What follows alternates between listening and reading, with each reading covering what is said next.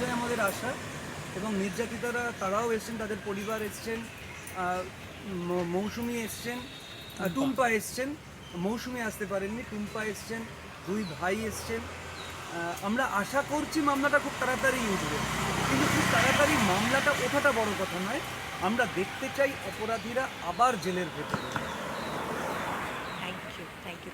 আমি না কামদুনি মামলা শুনানি ছিল, অনেক আশা নিয়ে আপনারা এসেছিলেন দিল্লিতে, কি হলো আজকে ফাইনালি? কোনো কথা হলো, কোনো আশা দেখতে পাচ্ছেন? দেখুন, আমাদের আজকে 23 তারিখ, আজকে মামলাটা ওঠার কথা ছিল, সেই কারণে এসেছিলাম। কোনো কারণে হয়তো উঠতে পারিনি মামলাটা, সেই নিয়ে আমরা আজকে বাঁশুরিদির সঙ্গে, বাঁশুরি ম্যাডামের সঙ্গে একটা আমাদের অ্যাপয়েন্টমেন্ট নিয়েছিলাম কথা বলার জন্য, এবং অ্যাপয়েন্টমেন্টে উনি ছিলেন উপস্থিত, কথাও বলেছি, এবং উনি পুরোপুরিভাবে বলেছেন যে আমাদের মামলাটা এমনই একটা জায়গায় দাঁড়িয়ে আছে খুবই গুরুত্বপূর্ণ, এবং সেটা যাতে দোষীরা সাজা হয় সেই চেষ্টা উনি করবেন।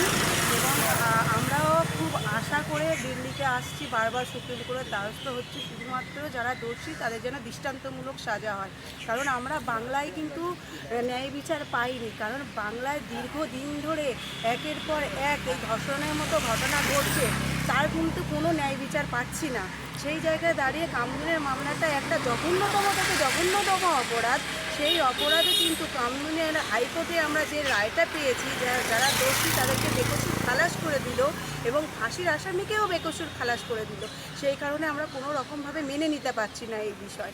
সেই জন্যে সুপ্রিম কোর্টের উপরে আমাদের পুরোপুরি আস্থা রেখেছি, আমরা যেন সঠিক বিচার পাই, এটুকুই আমাদের দাবি। এবং তার সাথে সাথে আমি আর একটা কথা বলতে চাই, যে শুভেন্দুদা আমাদেরকে যেভাবে সাহায্য করছে, ওনার সাহায্য যদি আমরা না পেতাম এত দূরে আমরা আসতে পারতাম না, কারণ সেই ক্ষমতা আমাদের নেই।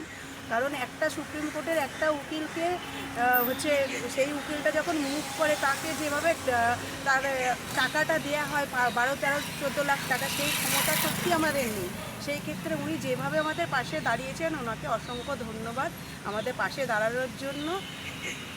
আচ্ছা, আপনি রাষ্ট্রপতি এবং প্রধানমন্ত্রী দপ্তরেও যাবেন, মানে সেরকম একটা প্রোগ্রাম ছিল? দেখুন, আমাদের একটা প্রোগ্রাম আছে, কিন্তু সেটা আজকে নয়, আগামীকাল আমরা রাষ্ট্রপতি ভবনে এবং প্রধানমন্ত্রী দপ্তরে গিয়ে আমরা চিঠি দেব, যাতে ওনারা আমাদের সঙ্গে একটু মিট করেন, এবং ওনাদের সঙ্গে যাতে আমরা দেখা করে বাংলায় যে ঘটনাগুলো ঘটছে, রাজ্যের মেয়েরা যে সুরক্ষিত নয়, সেই আলোচনাটা যাতে বলতে পারি।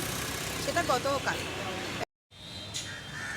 আপনারা জানেন আজকে 23 তারিখ, আজকে সুপ্রিম কোর্টে আমাদের কামদুনির মামলাটা ওঠার কথা ছিল, কিন্তু কোনো কারণের জন্য মামলাটা উঠিনি।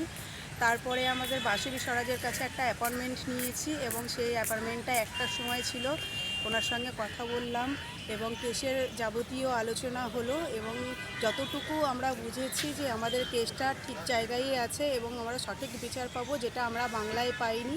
বাংলায় সঠিক বিচার পাইনি বলেই আজকে আমাদের দিল্লি সুপ্রিম কোর্টে আসতে হয়েছে, কারণ আমাদের বাংলা সরকার আমাদেরকে বিচার দিতে জানে না। তার জন্যই মূলত আমাদের দিল্লিতে আসা, এবং আমরা আশা করছি যে সুপ্রিম কোর্টে আমরা সঠিক বিচার পাবো, কারণ সুপ্রিম কোর্টের পরে আমাদের যাওয়ার মতো কোথাও জায়গা নেই। সেই কারণে সুপ্রিম কোর্টেই আমাদের আশা ভরসা সব কিছুই, সেই কারণেই আমরা এখানে এসেছি, এবং আমরা চাইবো যেন আমরা সঠিক বিচার পাই।